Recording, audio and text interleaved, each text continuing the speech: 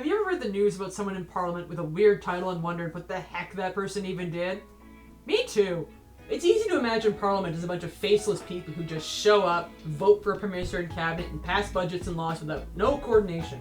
There are a lot of roles that MPs, senators, and civil servants take up to make sure that everything runs smoothly. 443 people, at time of recording, need organizing.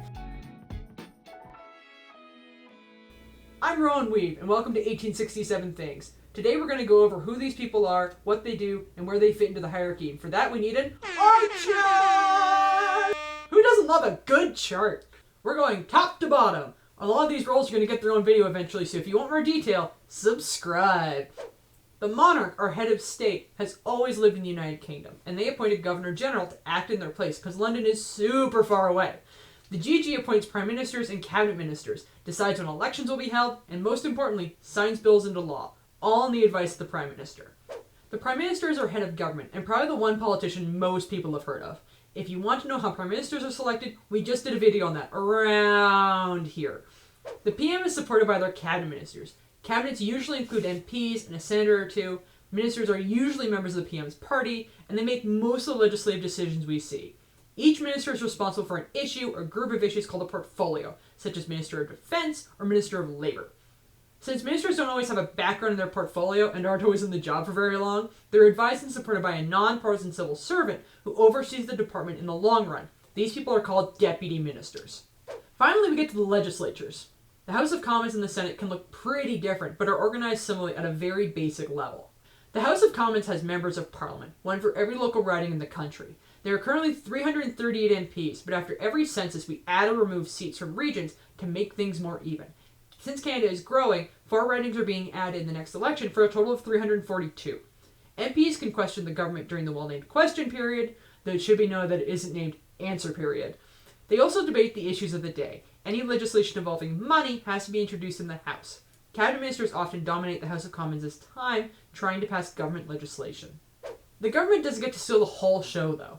The parties that aren't in government often set up a shadow cabinet with shadow ministers or critics. Each minister or critic shadows the cabinet minister with the same portfolio and is supposed to provide critiques and alternative policies to what the government is doing.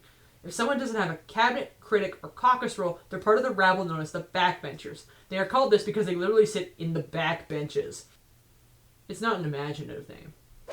The House is run and organized by the Speaker of the House, and the same goes for the Senate. Speakers in the House and Senate enforce the rules of the legislature, like no swearing. Speakers also speak for the House or Senate to the public and journalists. It's important for a speaker to be seen as neutral, so they don't get to participate in debates or votes unless there's a tie. They do get a throne compensation, though, and that's a pretty good trade-off. House speakers are elected immediately after a general election. MPs will come to Ottawa and have a vote by secret ballot. Senate speakers get appointed by the Governor General on the advice of the Prime Minister. If you follow Canadian civics, you are going to hear that phrase a lot. The Senate is made up of 105 senators, and they are appointed to represent a region instead of a specific riding, except in Quebec. Always except in Quebec. Senators are appointed by the Governor General on the advice of the PM and hold office until they turn 75. The Senate doesn't have veto power, but they may delay legislation and send bills they don't like back to the House of Commons with recommendations. A lot of the Senate's work is in committee reports since, without having to worry about elections, they have the time to investigate controversial topics thoroughly. Now what about parties? Good question. Party caucuses organize themselves too. A party leader is probably the person we most connect to a party and are usually selected by party members. However, they're busy leading the entire party, so a lot of the day-to-day work is done by the House leader. The House leader coordinates with the other parties and the Speaker to make sure things operate smoothly. Party caucuses also have a whip. They make sure everyone in the caucus knows what votes are coming up, and then the members are going to show up for those important votes.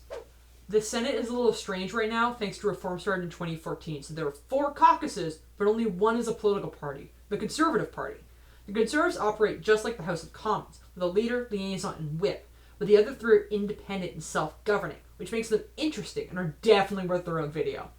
Each caucus elects a leader from among themselves and has a liaison to make sure things run smoothly, but there is no partisan pressure for bills to pass, so they don't have any whips. Non-partisan senators may vote as they please. There are a lot of roles in Parliament, and they're all important. Institutions like these keep things stable when leaders step down and governments change. When either reaching across the aisle to another party or wrangling your own team, a lot of work goes into making sure that things run smoothly.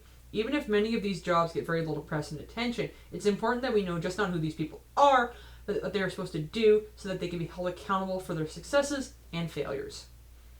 Man, more jobs should come with thrones. You guys could make me a throne, right? We can't afford gilding or anything, but you could do some like nice velvet, some oak, some of those spiral carvings up the side. You can make it tall, nice and cushiony.